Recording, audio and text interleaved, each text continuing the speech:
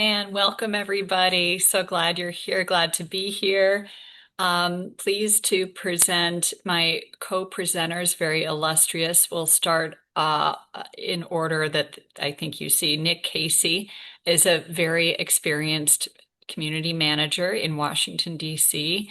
He's right now he's located at Foxhall East Condo, and boy, does he ever know his stuff with regard to something we're going to get into in depth today, which is BEPS, which is legal mandates applying to all buildings that are 10,000 square feet and bigger. Uh, and these are very serious legal mandates that most of our industry, which is community associations, condominium associations, cooperatives, need to comply with. Uh, Speaking of BEPS, we have David Longard, who is with Honeydew Energy Advisors, been there multiple years, um, and is an expert, subject matter expert par excellence. He's here and he works closely with Julian Belilti, who's not here. I think Julian's playing soccer, maybe watching soccer. Anyway, and we also have Pamela. Pamela is also on the front lines, general manager of the Observatory of Georgetown, and has war stories, one of which she's going to share with us, which will be really interesting to see an illustration of how everything works together. Me, I'm Molly Peacock. I'm a lawyer, and my full-time chosen profession is to help condominium associations in Washington, D.C., and cooperatives and homeowners associations be the best they can be, comply with all the laws so that they don't need to talk to the lawyers. All right, with that, next slide. Yes. All right. So here's what we're going to do today. We're going to have a little sampling from yours truly, moi, about really mostly trends, I'll say. These are laws that are in the pipeline. They haven't been made into laws yet, but it's good to have them in mind. And if you are in ever a context, if you're a board member or a manager listening to this and it does come up, I notice, certainly in my world, to say, well, what is the DC Council thinking about such and such topic, or what have I heard in the news about such and such? It's nice to know even about laws before they become the law so that you can keep an eye on them. We're going to talk about that. We're going to dive into BEPS as soon as possible after the trends. And this is an evaluation year. That means buildings need to do a lot of things, and David's going to take us through that. Also going to take us through what happens if we are not compliant with the laws. What do we do? So this whole webinar today, thank you for being here. We're going to go about an hour. We're going to talk as much as we can about solutions. We always know there's problems, but my style is to, okay, I get it. Life's hard and things are impossible, but what can we do about that? What are we supposed to do? So to that, we're going to talk about your action plan. Then we're going to take a closer look with Pamela's building. And Nick is going to close us out with why condominiums and co-ops are different. We all know that, but what does that really mean for us and what's relevant about that? Next slide. So, oh yes, by the way, the people you see before you who have day jobs, we're all volunteers. We're doing this on a volunteer basis. We're doing this because I can speak for myself, but I have a feeling this is true for my colleagues, my illustrious colleagues, that we really care about our industry. We care about the people who are also volunteers, who are leading the communities that they were elected to lead. Those are the board of directors. We care about community managers. You might think you're volunteers sometimes, if you know what I mean. But anyway, you do extremely important work. Sometimes it's invisible, but we value it highly. I value it highly. And we're all in this together to try to, live our lives and have great buildings, especially that don't fall down. So what we do on the DC LAC, which is Legislative Action Committee, is we monitor laws. We look at what's going on legal wise and how it affects. So it's not just lawyers on the committee, as you can see, it's all kinds of people in our industry colleagues. So we also advocate, and you'll hear a little bit more about that in a few slides, for laws that should be enacted to help the general public. Just got some emails about one of those laws today, and I'm be pleased to tell you about that. We also bring some updates to the community association management world and board members who are volunteers, not necessarily managers. We like to proactively, like today, provide education for free and push out information that we think is interesting. So yeah, we're going to focus on BEPS today. And in the interest of moving along, I'll just let you read that larger. So next slide.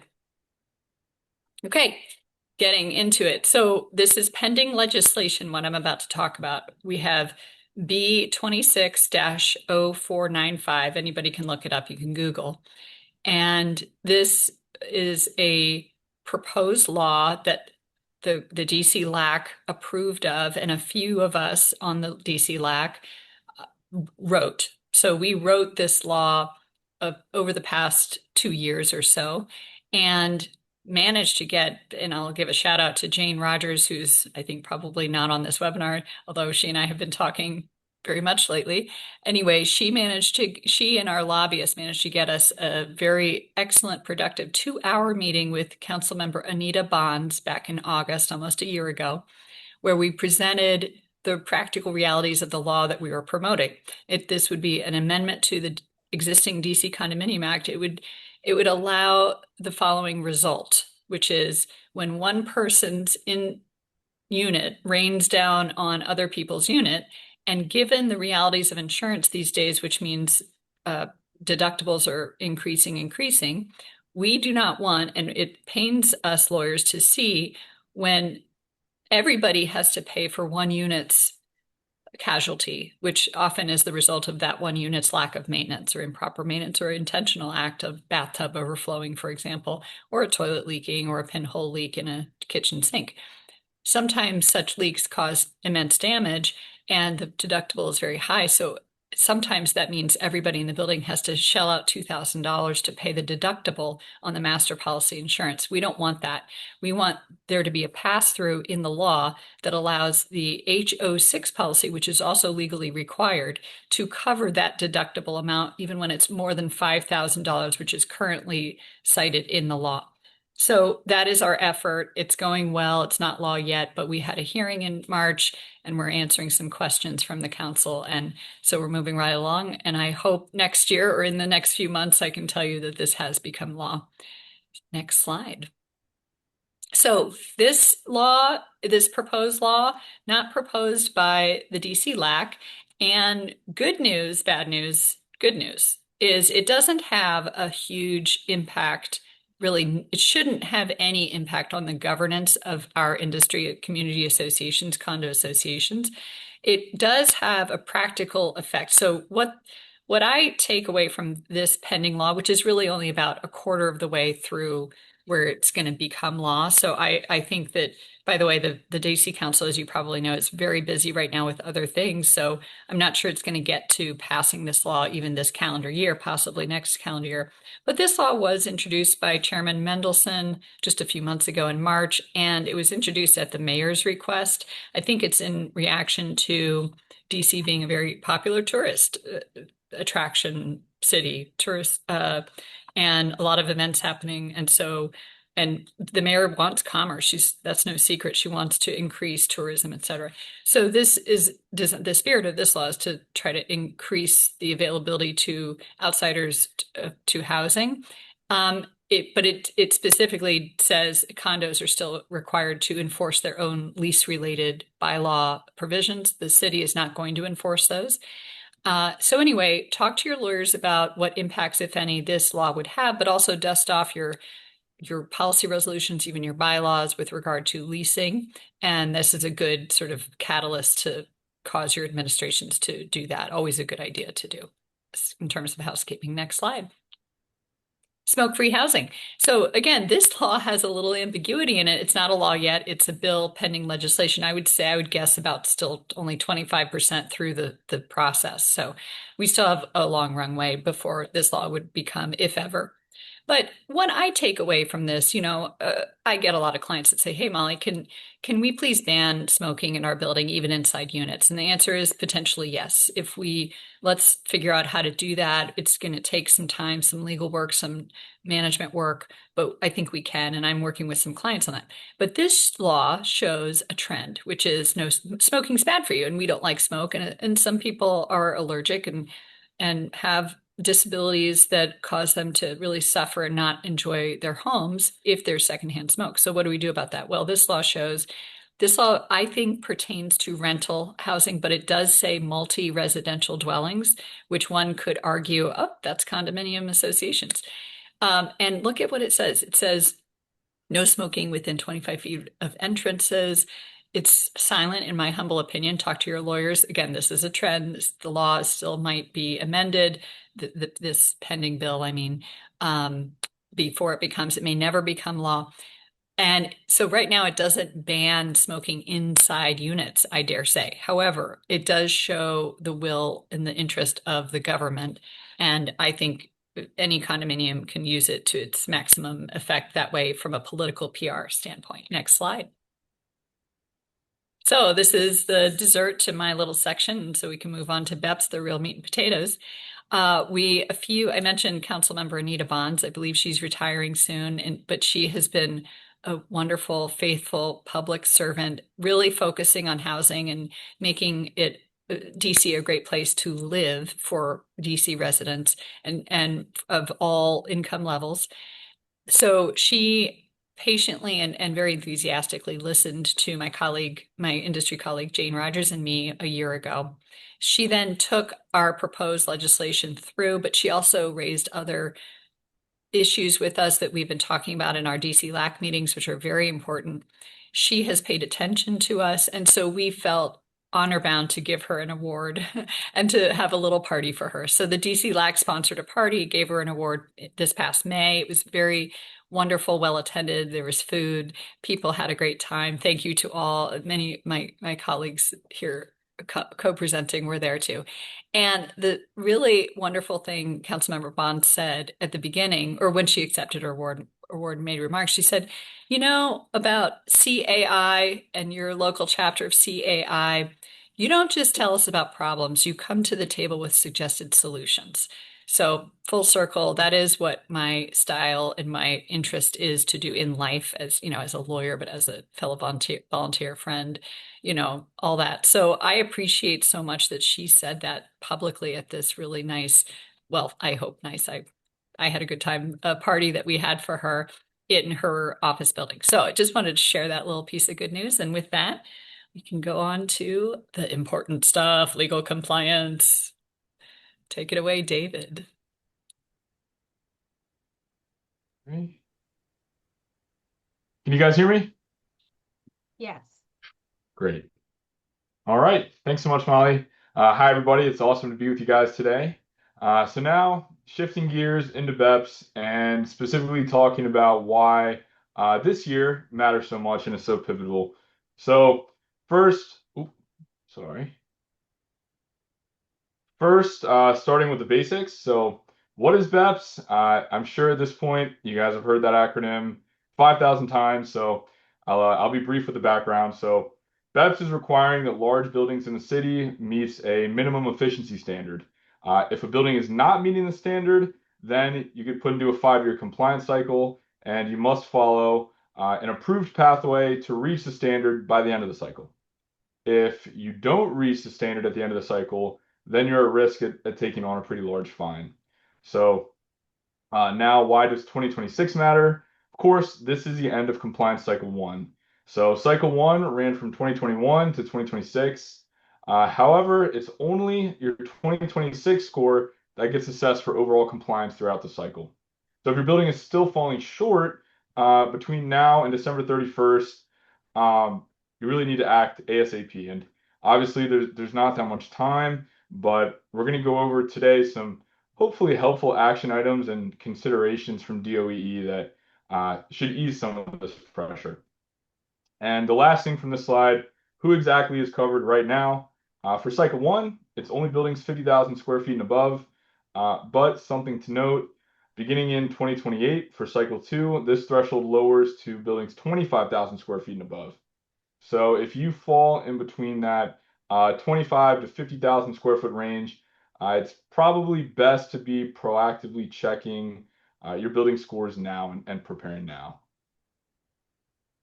All right, now what is benchmarking? Again, I'll be very quick. I assume pretty much everybody here knows what this is. In short, benchmarking is entering your building's utility data into Energy Star Portfolio Manager. Then Energy Star Portfolio Manager generates the different standardized scores and metrics that DOE evaluate for compliance. These scores, Energy Star score, site energy use intensity being the main ones. And of course, your benchmarking report is due year over year by May 1st. An important note here, if your building is between 10,000 and 25,000 square feet, this year was the first time you were required to submit a report. And again, this report was due May 1st. So if that's your building, make sure it got taken care of because, again, this is first time for a lot of you guys. All right, now for the big question and main talking points today. So what happens if your building doesn't comply by the end of this year? Of course, that's not great. There's two main ramifications, right? So first, public disclosure. DOEE will be publishing a list of all the non-compliant buildings, and this list is visible to prospective buyers, renters, lenders, etc. And all of this is public at buildingperformancedc.org. So if you're not compliant, there's a clear reputational and potentially marketability consequence here.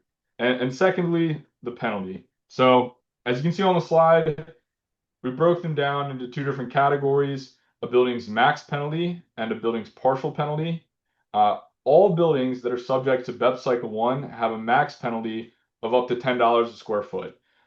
So to put that in perspective, it's very serious, right? If you have a 100,000 square foot building, you could be facing up to $1 million in fines or alternate compliance payments. However, luckily, most buildings that have an approved BEPS compliance pathway and have even moderately improved their efficiency since the baseline year, which is 2019, these buildings will likely be looking at a partial penalty. And these penalties, they're a percentage of your max based on how close you are to a building's target.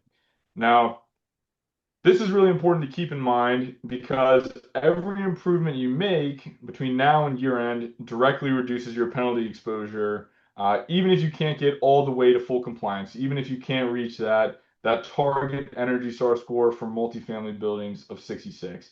And I've seen it firsthand. We consult, dozens of different buildings dealing with this right now, and even a singular point improvement in Energy Star score could save tens of thousands of dollars in fines. So every little bit counts in that respect. Now, if you're sitting there and you're thinking to yourself, oh my gosh, I don't think I'm going to hit this threshold by the end of the year. Don't panic. That's the exact reason we're having this conversation right now. And there's 5 different options we're gonna review to look into before the year's end. Now, note the yellow boxes on the right side for each of these 5 different options or compliance pathways. Not all of these have been approved by DOE yet. However, these options that aren't approved, they're not made up or just wishful thinking. These are official options coming directly from our involvement in the DC BEPS task force with collaboration from DOE. And DOE is currently updating the guidebook to incorporate these options currently. So on the slide, quick overview of all 5 options, and then on the coming slides, we'll look at them more specifically. So the 5 options, number 1, simply meet compliance. Number 2, reinvest your penalty. Number 3, apply for EDER or the Extended Deep Energy Retrofit. Number 4, financial distress, which Nick will take you guys into. And lastly, number 5, demonstrate good faith effort to comply with BEPS to DOEE. All right, first one, option 1, achieve compliance. This is exactly what it sounds like. Your building simply makes enough energy efficiency improvements to hit that target score of 66 or reduce your energy usage intensity by 20% before the end of the year.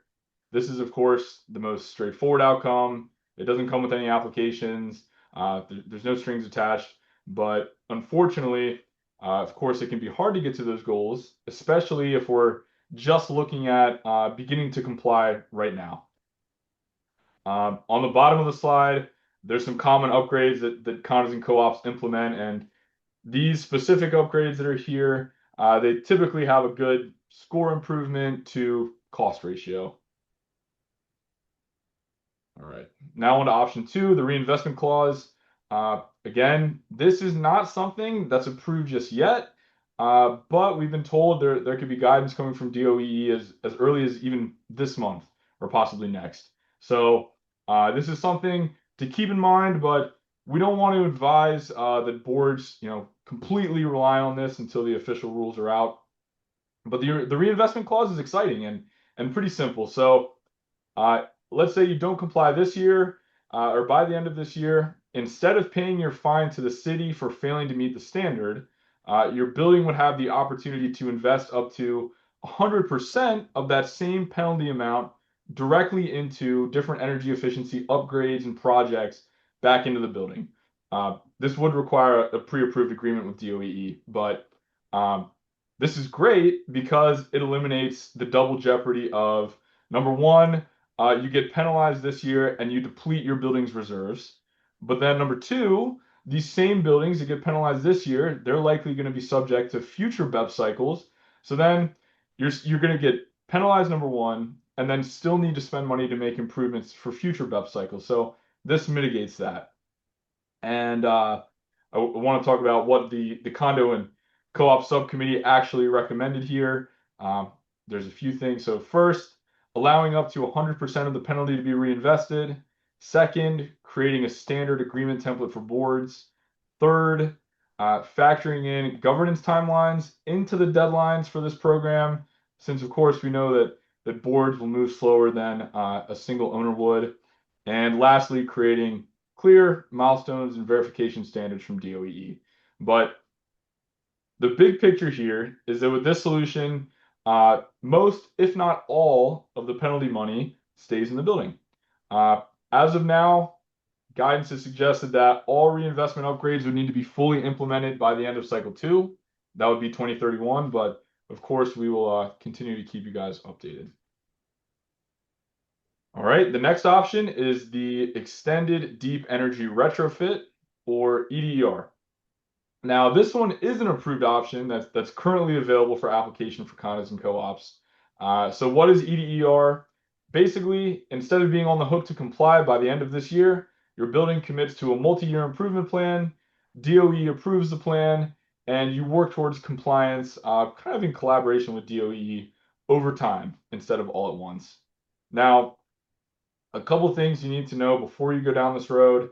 First, this option is an extension in a way, but there's multiple strings attached. So mainly, the fact that buildings approved for EDR will be extending their compliance horizon from just this first cycle to maybe having to comply through cycle 2, cycle 3. And maybe this doesn't sound bad to you because you get more time, which is true. But the thing is, the target efficiency score that you hit also moves further away. So, for example, a building may qualify for a 1-cycle EDER extension, but the catch is now this building, instead of needing to reduce its site EUI or its usage per square foot by 20%, now it'll be looking to reduce its site EUI by maybe 30 or 40%. So moving that goalpost out in correlation with the length of extension you're able to get. Another important note for EDER, all the upgrades have to be electric only. That can of course be sticky for older buildings that don't have the perfect infrastructure for that type of stuff. And I know it kind of sounds like I'm dissuading from this option, but this can certainly be a good solution. I just want to make it crystal clear that it's not as simple as just getting a BEP Cycle 1 extension. It's very involved.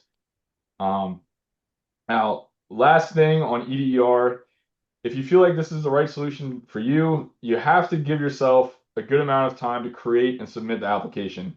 We've done this for a variety of different condos, and in our experience, DOE's review process of the application could take, 6+ months, and these applications come with a lot of documentation and a lot of back and forth between, yeah, you and your building representative and the DOE reviewers. So if you think this is right for your building, start right now. Now for the next slide, I'm going to hand it over to Nick. Thank you, David. So DOEE submitted a draft handbook for public comment in the fall, and we made the comments, as David has mentioned. The big issue with this draft handbook is they didn't take condos and co-ops into account at all in this financial distress portion. It was all the language was written with private sector in mind, like apartment homes, office buildings, things like that. So I'm not sure what to expect in the end here on this section because we won't be seeing any updates until they release the official new guidebook either this month or next month or whatever, whenever they get around to it, right? It's a complicated process, especially with the political situation in DC right now, as we're going to have a new mayor in a few months. The biggest feedback we gave was around new criteria they could include, like Fannie and Freddie guidelines, right? Like, are there structural repairs? Maybe that's more of a good faith effort item. What are the delinquency rates like? If you have 20% delinquencies, you're really in a great deal of distress, and it's pretty obvious, right? One of the interesting things that came up here was that in New York City, they included language where you could be exempt from a penalty if you had increased your assessments by a certain percentage more than the rate of inflation. Now, as all managers on the call know here, condo association budgets are heavily impacted by insurance costs, utilities, and construction costs. All of those have increased at rates well above CPI, right? So responsible associations may have been increasing their fees an average of 6% over the last few years, right? So we're really interested to see where we end here, right? Again, though, this is not a get out of jail free card necessarily. You wouldn't become in compliance, you would just have no penalty. So this remains a wild card, though. We're just going to have to see what language ends up being included. It's really a black box. We give the feedback to DOEE. We hear nothing really back, and we'll see what they roll out. That's what it's going to be, unfortunately. All right, thank you, Nick. Yeah. Now looking at the final option and another one that is currently still in development but could potentially be very exciting is the good faith effort. Again, we're looking for final guidance, hopefully this month, maybe next month or sometime this summer. Essentially, the good faith effort option allows buildings to apply for reductions on their penalties if they meet any of the following 5 criteria that are here on the screen. First criteria, prior compliance. This would be if your building met its BEPS target for at least 1 year during cycle 1, but backslid due to factors outside of your control. So that's pretty simple. That's saying like maybe in 2024, you guys had an Energy Star score of 70. You were above a 66 for that year, but ever since then, you've slid back to somewhere in the mid 50s. The second criteria, modeled compliance. This would be you get an energy audit and you literally complete every single ECM recommended in the energy audit, but still fell short of reaching the BEPS targets. This is pretty unlikely. The more feasible option is number 3, feasible compliance. So again, here, this would be Again, you got an audit, but instead of needing to complete every single ECM in the audit, you just need to complete the ones that have a simple payback period of 5 years or less. The fourth, attempted compliance. This means you made those bona fide documented efforts to comply, but you were blocked by external factors, things like equipment or vendor delays, unit owner access barriers, things like that. And the fifth option is a point system, and we're going to need to wait for a lot of guidance on this from DOEE, but essentially, DOE would be creating a corresponding amount of points for different upgrades, and the idea would be you make these upgrades and you accumulate enough points to be eligible for the good faith effort.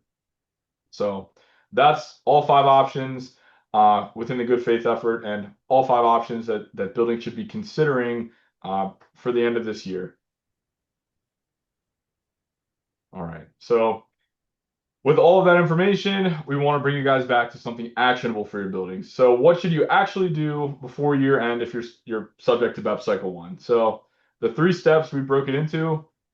First things first, get your benchmarking score, log into Energy Star Portfolio Manager, talk to whoever your benchmarker is, and just pull your Energy Star score and your site EUI adjusted to current year. And with this, you obviously just want to see where you stand, whether you're meeting the target or not, or whether you're on track to by the end of this year. Next thing, in June and July, if you're not meeting the standard, it would be wise to commission a level 2 energy audit if you haven't already. And these audits are expensive. However, they're very, very helpful for creating a concrete plan, especially for BEPS. So these audits identify pretty much every viable improvement for your building, what these improvements are going to cost, how much they're going to impact your BEP scores, which is great, and the payback period. Also, these audits are typically required documentation for several of the options we just went over. And then lastly, before December 31st, develop and execute your plan. So figure out your compliance pathway, figure out if you're going to try to comply with standard target pathway, performance pathway, maybe applying to EDR. You also want to figure out which one of the options in development might work best for you, whether that's the reinvestment clause, good faith effort, or possibly financial distress. So you can begin to prepare for when we actually have final guidelines here. Obviously, this is a little difficult since we're waiting for this guidance, but again, we're hoping to see it sometime this summer. And of course, as soon as we get it, we'll be sharing it with you all. And one thing to note that's not on this slide that I think would be prudent to do before the end of this year, especially if you're looking like you won't comply, creating a document that has all of the improvements you made, all of the money that's been spent in the name of BEPS compliance, just so at the end of this year, you have something to leverage or barter with DOE to possibly reduce your penalty. But from here, I'll be handing it over to Pamela to talk about her BEPS journey at the Observatory of Georgetown. Thank you, David. Can you hear me okay? Yep. Okay, so as David said, you should have an action plan and what to do before the end of the year. So after you get your benchmarking score and you commission your level 2 energy audit, you develop and you execute your plan. And then you find out you're not in compliance. So what do? You stress out. That's what you do. But then after that, you recover and you try to figure things out. So in my building, we had 162 units and it was built in 1988. And we've been reporting our score for many years, and we've been reporting our gross floor area for many years. But we found out that that gross floor area was reported incorrectly. So we were incorrectly reporting that we had 153,000 square feet. And our energy score, we were trying to target, of course, 66, but we were coming in at 45 to 51. And because we had an energy audit, the energy audit company figured out that we were reporting our gross floor area incorrectly. So that energy audit really saved us a lot of money and saved us a lot of time. So as David said, it's kind of expensive, but it's a very valuable tool to have, because after many years, the building was built in 1988, we figured out that we were reporting the wrong gross floor area. So after the verification process was done and we reported the correct square footage, we were at 177,689. The target score was 66, and we were coming in between 76 and 82. So just this single correction, no capital investments, no retrofits, revealed that we had been in compliance for years. So one key lesson is, before assuming non-compliance, verify your gross floor area and just make sure that your data is accurate, and you just go step by step and you can figure this out. But like I said, our energy audit saved us. And moving on to our next slide. So we were challenged to do some building improvements. And so a building improvement became our biggest challenge. So we decided to install, as a recommendation from our energy audit, 66 new rooftop exhaust fans, and they were installed in November of 2024. And this was a very responsible decision, but it had unintended consequences. So our energy score declined after we installed the fans. So in December of 2023, our last stable score was 82. And again, we installed the rooftop fans in November of 2024. So in December of 2024, 12 months after the fans were installed, our score dropped down to 78. So we started getting nervous about that, but we continued with our upgrades and we just continued to report. So in December of 2025, we were 9 points below our threshold. We were already at 62. And again, that became stressful. We're trying to figure out what we can do and what was going on. And our most recent score, February 2026, we continued to decline, and we were at a 57. So stress again. So we were having a problem with building depressurization, and our energy impact, and the total for 2025, our electricity was just a little over 2 million kilowatts. And we went down to, from that, we went up from 1,619 kilowatts in 2023. So we had an increase in our energy uses of 382, which is a 24% increase. And as I said, as of February 2026, we were tracking even higher than we were in 2025. So one thing that we needed to do was to figure out what was causing this significant energy increase in our building, the usage. And as I said, we found out it was from our new rooftop fans. So next slide, please. So what we're doing and what our options are, the goal, as David said, is full compliance. And so we decided to use the recommendations in our energy audit, and we had an LED contractor proposal in hand. So we went ahead and we got some LED upgrades. And my building right now is in the process of getting those lights installed throughout our building. It was also a recommendation in our energy audit to have some variable frequency drives installed, because we had building equipment that was running 24/7 that didn't need to be running 24/7. So the VFD contractor came in and they installed those as well. But even with that, it doesn't look like we're going to completely meet the threshold of 66. It looks like we're going to be around 64 for full compliance. So we had to have a backup plan. And as David talked about, one of our backup plans is our Plan B plan, that we call it, is good faith effort. We don't know exactly everything about that and how that's going to work, but we're working towards it based on the information that we have. So we're letting the DOE know, and we're engaging with them. We're telling them about the upgrades that we've done in the building. As David said, it's important to keep your list of your upgrades. For us, it was LEDs, it was variable frequency devices, drives, and we've also installed a BAS system so we can actually control and monitor what's going on in our building. Engagement is very important to engage with DOE as often as you can. Keep good records so they do see that you have good faith and that's what you're doing. Also to recognize that in 2019, our score was well above the 66 threshold. So we want to concentrate on that. And lastly, we have a plan C. We're just trying to be proactive with all of our plans. And so it is the reinvestment clause. And as David said, we don't know, and Nick said, we don't know everything about that yet.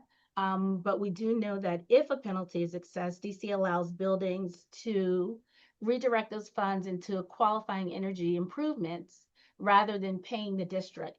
Again, we don't know exactly how that's going to work. This is the little bit of information that we do have until the guidelines come out. But it's important just to have your plans. If you don't hit your full compliance, you want to look at good faith effort if you can, and you want to look at reinvestment. And so I'll turn it over to Nick. Thank you, Pamela. So we've discussed a bit of this already, but why condos and co-ops are different. We don't have one individual who can make all the decisions, right? It's very decentralized. You may have associations who need to approve a special assessment or a loan if they're underfunded on their reserves, or if projects are coming up earlier than they were anticipating, right? And so it's complicated. This was all built originally around a landlord model, and so we've explained the complications to DOE and how we have split authority. The bylaws have to govern everything. If we need to get a loan or a special assessment, there's established procedures around that. Now, in our meetings with the task force, we identified that many associations feel like they're not allowed, that they're not able to make the changes needed to become compliant because they would have to get loans or they would have to require owners to do things. Basically, where we looked into it more, we had association and attorneys join the call, including Molly and Jane with Whiteford Taylor, Jane Rogers. And so where we ended, though, was that you can do it. It's just hard. It's very hard. That doesn't mean that doesn't mean it needs to be rammed through always, or that they ought to not make it easier on us. But we've been trying to explain to stakeholders that there are things you can do, right? You can require replacement of in-unit equipment, or you can adjust your rules to become more efficient over time, right? Reserve funds can be used to cover BEPS-related upgrades. It's that timeline issue. If you have to replace things earlier than you were anticipating, that often leads to special assessments. Next slide. So how we got a seat at the table, CAI established a BEPS committee, and Molly and Julian worked with DOE to draw their attention to this. And DOE then created a BEPS task force. We've been meeting since the fall of last year, and it's co-chaired by Katie Bergfeld, who runs BEPS at DOE, Julian and me. That has given us a voice at the table, and they have been listening. We've been advocating around financial distress, and CAI has been advocating to allow master metering of, to add sub-meters at buildings like mine that are master metered. I have the least efficient condo building in all of DC I manage, and that's in part because we have no electric meters, right? I'm sure others are in the same boat, and if we could add sub-meters, it would help a whole hell of a lot, right? Governance solutions, we've been offering that to people as well. Obviously, always talk to your attorney, but we've been educating everybody on that. And penalty reduction pathways. There's a lot unknown here. And speaking of that, you can go to the next slide, David. So the EDR eligibility was already expanded. That was separate from the guidebook revisions. What we need the guidebook revisions for are related to the ASR, financial distress, reinvestment clauses, and other items that may be added in there. We don't even know, right? ASR is really important for buildings that are extremely energy inefficient, like my own. Currently, there's this worry that if you're extremely inefficient and you're not going to reach a 66 this cycle or the next cycle, or maybe not the next cycle, right? That you would just want to get that 20% and then pause on all your efficiency measures, because then you want to get 20% the next cycle. There was a worry about a BEPS penalty, and I don't mean a fine. I mean the efficiency gains wouldn't help you in the next cycle. So there was already a way where you could reach 36% improvement in cycle 1. This is in your weather normalized site UI, and then you would be exempt from penalties in cycle 2. Right? That's really hard to meet. Some people have, I'm sure, but my building, we realized we weren't going to reach 36, and so there was concern, right? But this new draft includes language that as long as you reach 20% in cycle 1, if you reach a total of up to 36% through the end of cycle 2 with no new evaluation year, right? We're looking at 2019 still. That you get no penalties, which is fantastic for all the buildings who that applies to, and that's important to know about, right? The financial distress, Katie at DOE surprised me mentioning New York and how I think it was CPI plus 3%. If your assessments had increased by CPI plus 3% over 3 years, I think it is 3 or 4 years, then you may not be penalized, because obviously you're already increasing your assessments quite a bit. I hope that makes it in. I love that language, because the buildings who've been acting responsibly have already had to increase their fees so much for all these other completely non-energy efficiency reasons, right? And then the reinvestment clause details. Like, what is going to happen with this? How will this practically work if you get a fine? If you get fined $500,000, but you can use that towards improvements in your property, do you actually have to transfer the money anywhere?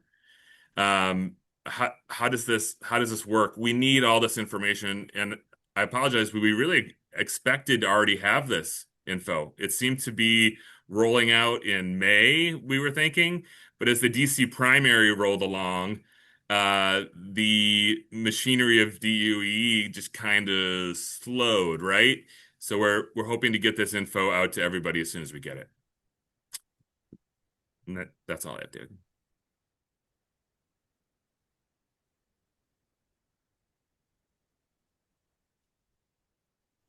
Does anybody have questions?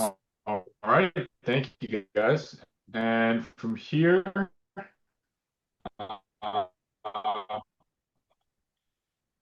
move to Q&A.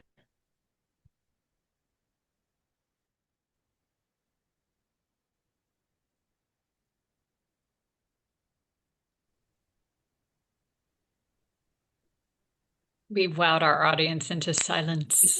I don't see any questions. I just thought I'd pick up on something. So many useful things I've heard, throughout working with this wonderful group and with my clients and with Honeydew and others about complying with BEPS.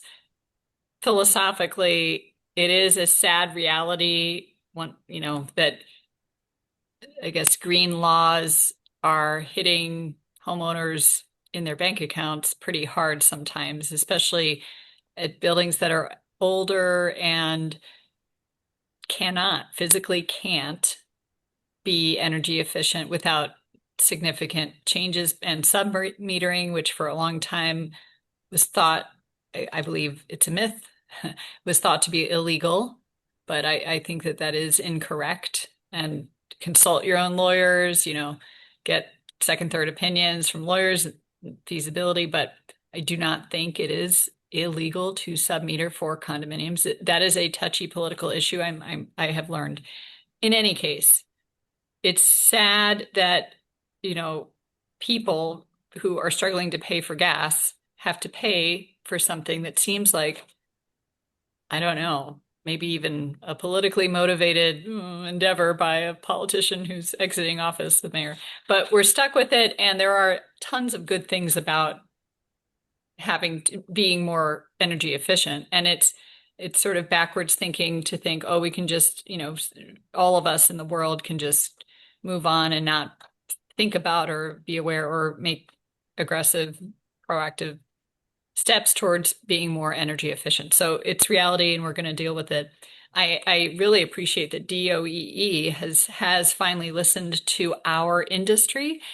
I think by accident, I really think, but it doesn't really matter.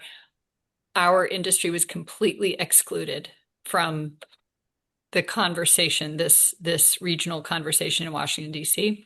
And because of the good work of many volunteers, including the CEO of David and David's company, Julian in particular, who on a volunteer basis, me too, and a couple other of us on the LAC, DC LAC, kind of like pushy, not bullied our way, but we're pushy to get in front of Katie Bergfeld and others at DOEE to get a seat at the table, so-called. So we have now had this seat at the table for several months.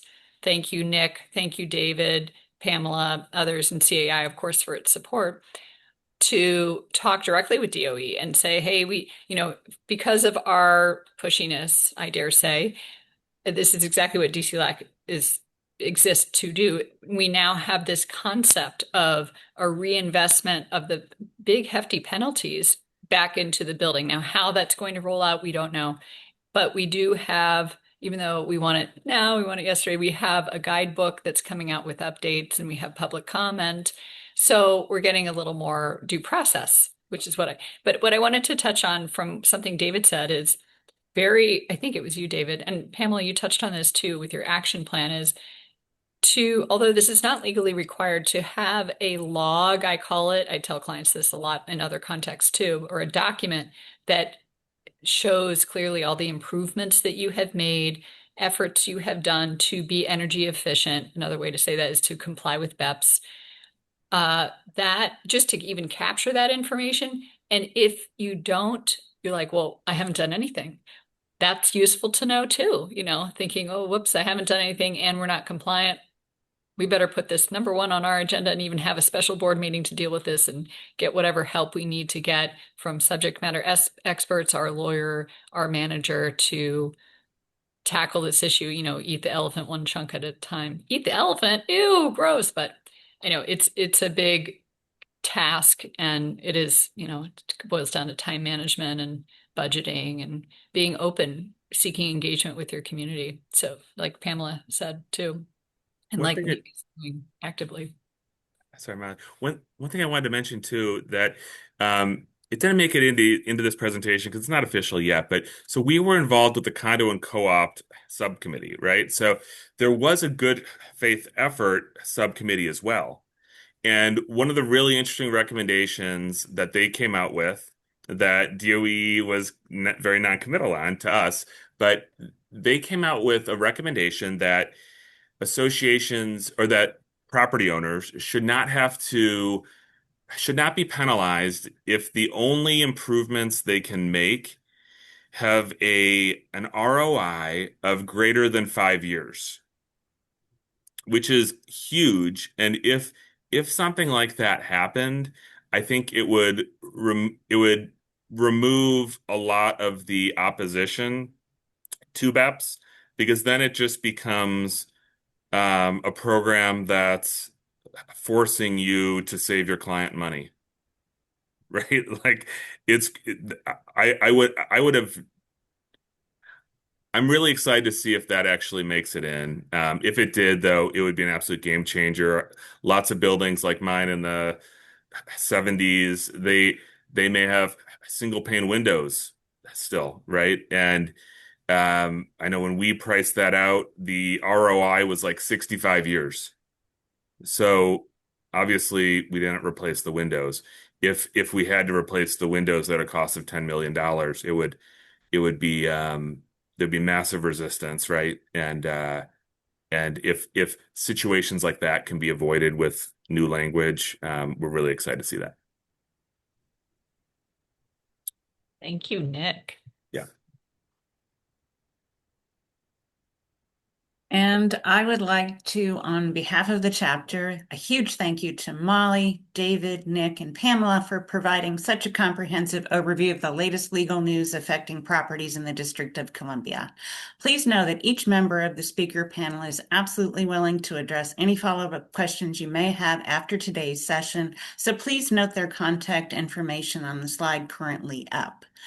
As the Washington Metro chapter continues to celebrate 50 years of innovation and community, please make plans to join us for upcoming events and education, including the Virginia Leadership Retreat, the CMCA Exam Study Group, and of course, Education Palooza in the fall. For more information on chapter news and upcoming events, please visit the chapter website at caidc.org. Chapter staff will be sending a survey within the next several days. Please complete it as we need your feedback to help us tailor our education programs to meet your needs. Your completed survey will also verify your attendance for CEU credit. Once we receive your completed survey, you will receive your CEU for this session. Thank you again for joining us today. We look forward to seeing you soon and enjoy the rest of your day. Thank you so much. Thanks, everybody. Thank you, guys.